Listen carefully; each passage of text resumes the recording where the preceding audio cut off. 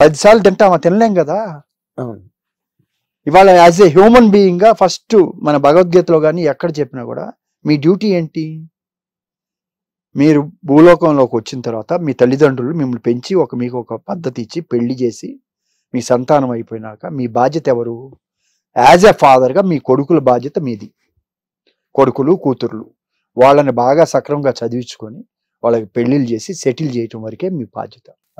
వాళ్ళ పిల్లల్ని మీ బాధ్యత కాదు, వాళ్ళ బాధ్యత, మీ కొడుకుల బాధ్యత. మీరు అప్పుడు ఎవరు? మీ తల్లిదండ్రుల్ని, మీ పిల్లల్ని పెంచి మీ తల్లిదండ్రులను చూసుకోవాల్సిన బాధ్యత మీ ఈ రెండింటి జనరేషన్. మీరు అది చేస్తే అంత హ్యాపీగా ఉంటుంది. మీకు ఎంత కావాలి? సపోజ్ నాకు ఒక 5 లక్షలు ఉంటే చాలు, నెలకి 5 లక్షలు ఉంటే అందులో ఎంతో సేవింగ్ ఉంటుంది, అదే నాకు ఎక్కువ. సరే, నా పరిస్థితి ఎప్పుడు ఇలా ఉంటుందో తెలియదు. ఓకే, 10 రెట్లు తీసుకోండి, 10 రెట్లు సంపాదన పెట్టుకోండి మీరు, 10 రెట్లు దానికి. ఆ తర్వాత ఏం చేయాలి? వీటికి ప్రయారిటీ ఇవ్వకూడదు. ఎక్కడన్నా ఎక్సెప్షన్లు వస్తాయి, ఎవడోడు వస్తాడు, చేసి పడేయాలి. First point. 2, మీకు సొసైటీ మనం ఎక్కడి నుంచి వచ్చాం, ఎక్కడికి ఇచ్చింది, ఈ తర్వాత మంది కాదు. మీరు ఒక లే డౌన్ చేయండి. నెక్స్ట్ వాళ్ళకి ఆపర్చునిటీస్ క్రియేట్ చేయండి.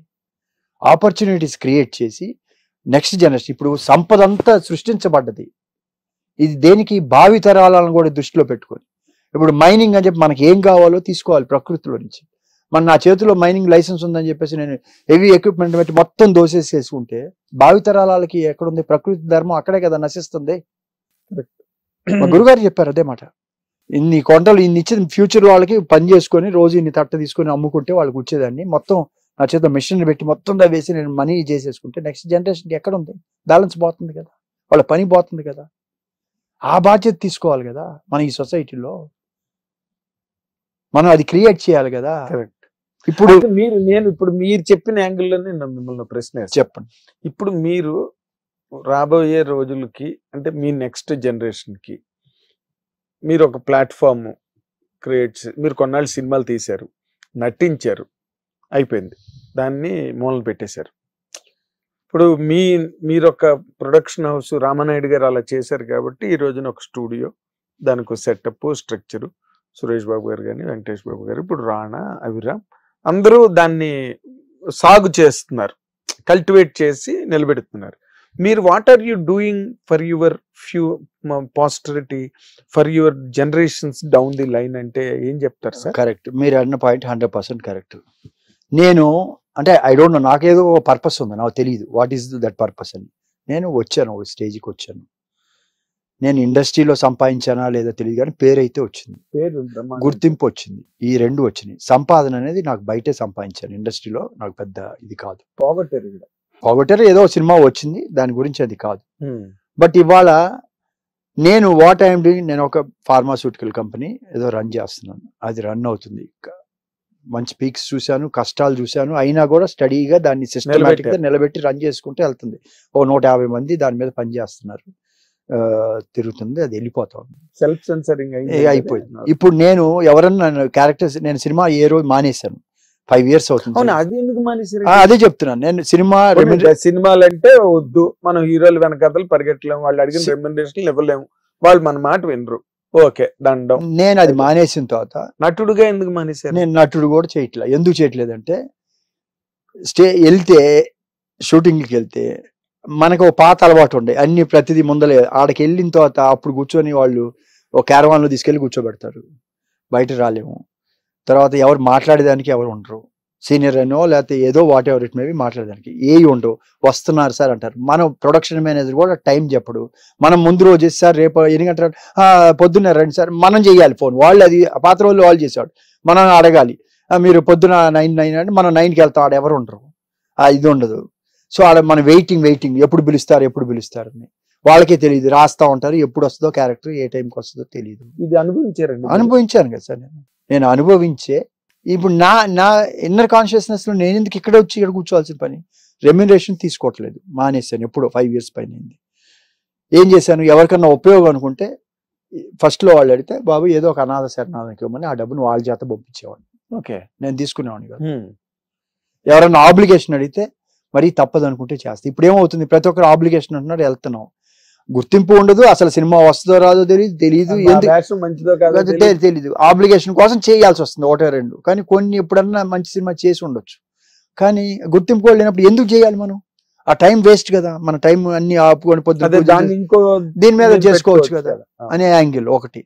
That is one. నేను చేసేది ఏదో నేను ఈ చేత్తో చేసేది ఈ చేత్తో తెలియదు, అది అనవసరం మనకి, అది కాదు. ఇప్పుడు నా కార్యక్రమం ఏంది? పొద్దున్న వేస్తే భగవద్గీత, శివపురాణం, లేకపోతే బుక్స్ చదువుకోవటం, మెడిటేషన్లో ఉంటాం. ప్రశాంత్కి ఏదన్నా ఎప్పుడన్నా ఇవి వస్తే నాకు తెలియకుండా జరిగిన కొన్ని వస్తే చాలా మంది ఫాలో అయ్యి అడుగుతూ ఉంటారు, నాకు తెలిసి నేను చెప్పటం నేర్చుకుంటాను. ధర్మ సందేహాలు అంతే, అంతేనా? అంతే, అదే చేస్తున్నా, తృప్తి, హ్యాపీగా ఉన్నా. ఇప్పుడు మన సినిమా ఇండస్ట్రీలో ఇటీవల రోజుల్లో అంటే మీరు ఓపెన్ గా మాట్లాడే దానికి ఒక ఇది ఉండాలి సార్ మనిషికి, అంటే అందరూ మాట్లాడలేరు. దానిలో లౌక్యాలు ఉంటాయి, మొహమాటాలు ఉంటాయి, బిడియాలు ఉంటాయి, ఏవో కాంప్రమైజ్లు ఉంటాయి. గబుక్కుని అందరూ అన్ని మాట్లాడి శత్రువు అయిపోతాం ఏదో అయినా నాకు ఇప్పుడు సమ్ రీజన్. ఇప్పుడు మనకి సినిమా ఇండస్ట్రీలో రాజకీయాలు ప్రవేశించి మీరు కూడా కొంత రాజకీయ ఇది ఉన్నాయి కాబట్టి ఇప్పుడు సినిమా ఇండస్ట్రీలో రాజకీయాలు వచ్చి సినిమా ఇండస్ట్రీలో ఒకరినొకరు తిట్టుకుని అవన్నీ కూడా కేసుల కింద తయారై ఫైనల్ గా ఇప్పుడు పోసాని మురళి లాంటి. నిజంగా మీరు టాపిక్ ఎత్తారు. నేను చాలా సార్లు చూసి పోసాని గారి ఇష్యూని నాకు కోపం వచ్చింది. ఆయన సంబంధం లేకుండా అలా మాట్లాడుతుంటే ఎందుకయ్యా నీకెందుకు మానేవయ్యా అని చెప్దామని. ఎందుకంటే అసలు ఊగిపోతూ మంచి అవసరం లేదు కదా. ఇప్పుడు మనకి ఏది ఎవరు మేల్చేయరు, మన దేనికోసం వాడుతున్నారో తెలియదు.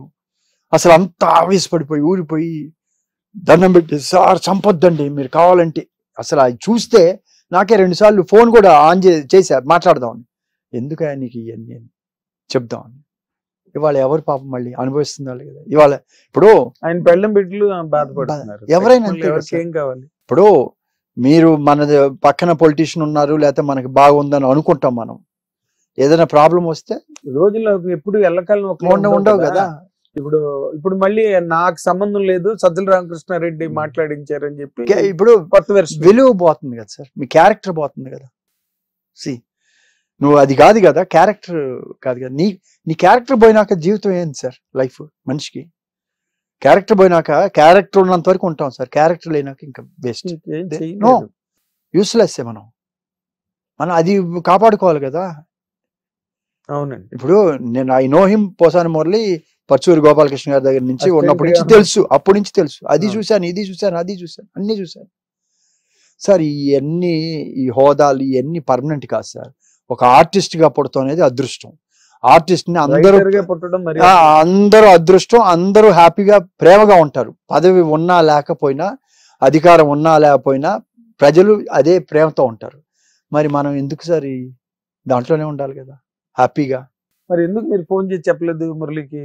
నేను కాదు, మీడియా దగ్గర నేను ఆ రోజు చూశాను, చాలా ఇదైంది. తర్వాత ఒకసారి చేసా, తీలా, సరే ఇంకా వదిలేసా. కనపడితే చెప్దాం అనుకున్నా, ఏంటి నువ్వు దిస్ ఇస్ రాంగ్, నువ్వు ఎందుకు నీకేం పని అని చెప్దాం అనుకున్నా మనస్ఫూర్తి.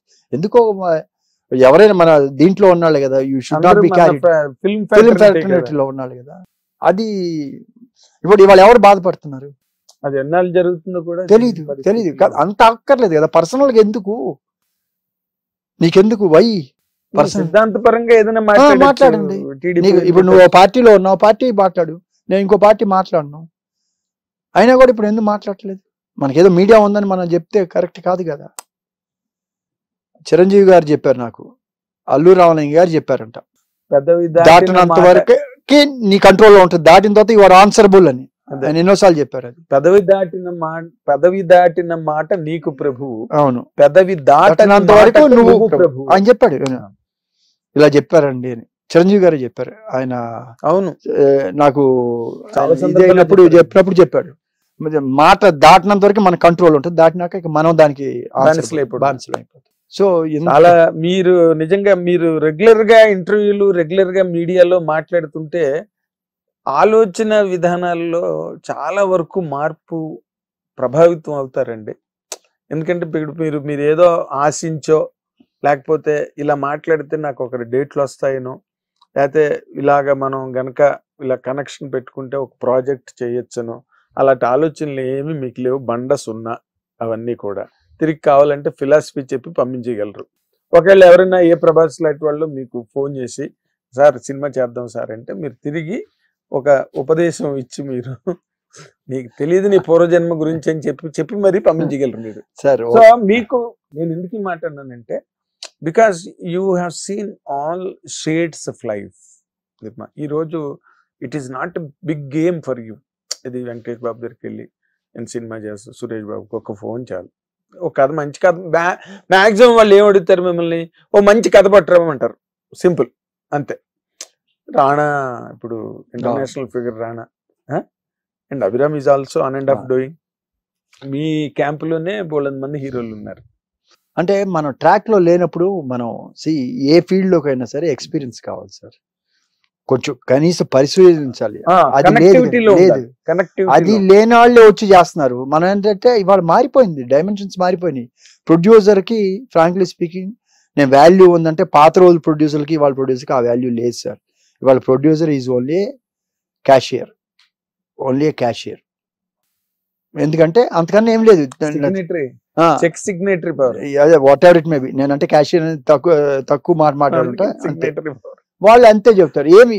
And they don't allow you to come in side also కదా.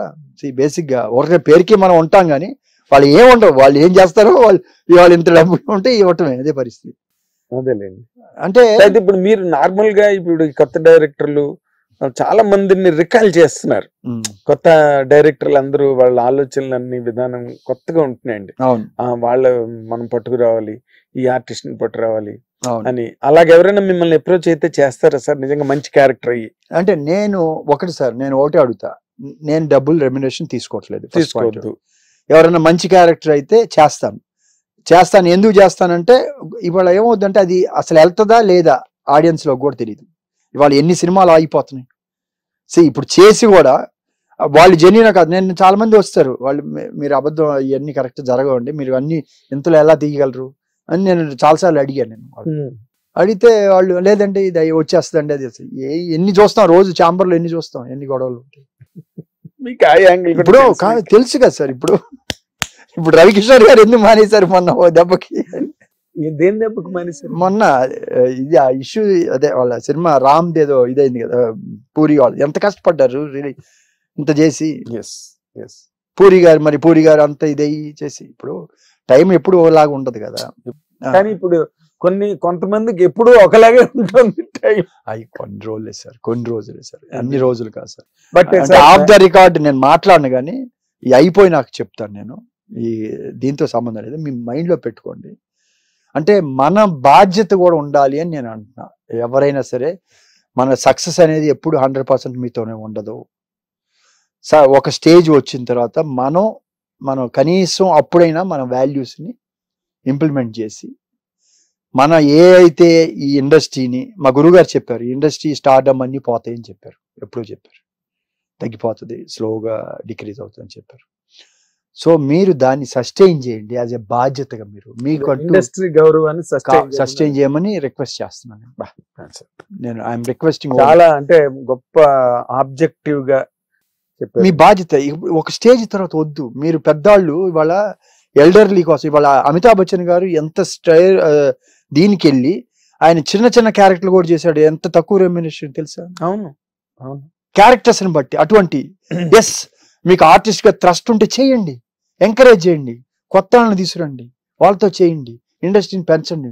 మీకు డబ్బులు ఇంపార్టెంట్ కాదు, డబ్బు అయిపోయింది. అదే కొన్ని క్యాంపులకి డబ్బు అక్కర్లా. You do that more than sufficient లో యు డూ దట్. ఇప్పుడు సురేష్ వాళ్ళు చేస్తుంది ఏంది, తీసుకొని ప్రమోషన్ చేస్తున్నారు, వాళ్ళకి పైసా ఖర్చు హెల్ప్ చేస్తున్నారు. మంచి క్యారెక్టర్ తీసుకున్న వాళ్ళ మోర్ ఇంపార్టెంట్లీ అలా చేయండి. రాణాకి నిజంగా హ్యాట్స్ ఆఫ్. ఎందుకు అంటే తను నిలబెడుతున్నాడు. మొన్న ఒక సినిమా ఫంక్షన్ కి అప్పటికప్పుడు కిందకి వెళ్ళి రిక్వెస్ట్ చేశారు, రాణా స్టూడియోలో ఉన్నారని తెలిసి. వెంటనే ఆన్ ది స్పాట్, అదేంటి నాకు ముందు చెప్పకుండా ఇప్పుడు వచ్చి చెప్తున్నారు, 4 రోజుల ముందేనే చెప్పాలి కదా ఏమన్నా ప్రోగ్రామ్ అని. ఇలా అనలేదండి, ఆన్ ది స్పాట్ పిలిచారు, కిందనున్నాడు, వెంటనే మీదకి వచ్చి. ఎందుకంటే రాణా వస్తే దానికి ఒక మంచి కనీసం అది ఇది మీరు ఇండస్ట్రీకి గివ్ బ్యాక్. అదే సురేష్ బాబు ఇస్ డూయింగ్. నేను అది చేయాలి, చిరంజీవి గారు చేయాలి, ఇప్పుడు అంటే ఇప్పుడున్న స్టార్ అందరు హీరోలు చేయండి అట్లీస్ట్. అంటే నువ్వు యాజ్ ఎ ప్రొడ్యూసర్గా నువ్వు డైరెక్టర్లతో హీరోలతో నువ్వు మాట్లాడేటప్పుడు నువ్వు 1 year స్పాన్, నువ్వు ఎన్ని రోజులు షూట్, ఆ రోజు దాటకుండా చేయమని చెప్పండి కనీసం. కరెక్ట్. ఇంట్రెస్ట్ పడ్డం తగ్గుద్ది. తర్వాత మీ హీరోలకి చెప్పండి ఇంత రెమ్యునరేషన్ ఇస్తున్నారు హీరోలకి, will pay only you take monthly, ఇది you pay at the time of. అది కూడా చేయలేరా హీరోలు? హీరోలు డబ్బు ఇవ్వకుండా సినిమా రిలీజ్ కాదు కదా. ముందలు డబ్బులు తీసుకోవాల్సిన అవసరం ఏముంది? హ్యాట్స్ ఆఫ్ టు వెంకటేష్ ఆ విషయంలో. నేను ఐ డోంట్ అసలు లాస్ట్ సినిమా రిలీజ్ ముందలు తీసుకుంటాడు, ఏదో 5% 10% మాక్సిమం 10-15% కన్నా తీసుకోడు. సో ఈ సేవింగ్ 90% ఇంట్రెస్ట్ సేవ్ అయినట్టే కదా. మీకు వచ్చే డబ్బే కదా, మీరు ఎందుకు చేయరు? మీ రెమ్యునరేషన్ మీకు వస్తుంది కదా. కరెక్ట్. అందుకనే ఆయన ఎవరు రాజమౌళి గారు చెప్పినట్టు నెలకి ఎంత తీసుకోండి, ఓ 10 లక్షలు. మంచి స్కూల్ సెట్ చేశారు. అది ఉండాలి, అది కంటిన్యూ చేయాలి నేను అంటున్నా. But it's not happening in every camp. చెయ్యాలండి as a responsible social response. అదే నువ్వు చేసే సేవ. యూ డోంట్ నీడ్ ఎవరినో బాగుపాటు చేయక్కల, నువ్వు చేసేది నువ్వు చేసుకో చాలు. నాకు ఒక పెద్ద ప్రొడ్యూసర్ చెప్పాడు, ఒక పెద్ద హీరో వీళ్ళిద్దరు ఉన్నప్పుడు, సార్ మీకే సార్ వెంకటేష్ హీరో, మీకు అసలు చాలా ప్రొడ్యూసర్ మనిషి ఆయన, మాకేం ముందలే తీసుకుంటారు అంటే ఆయన కాదు వేరే హీరోలు. Hit TV app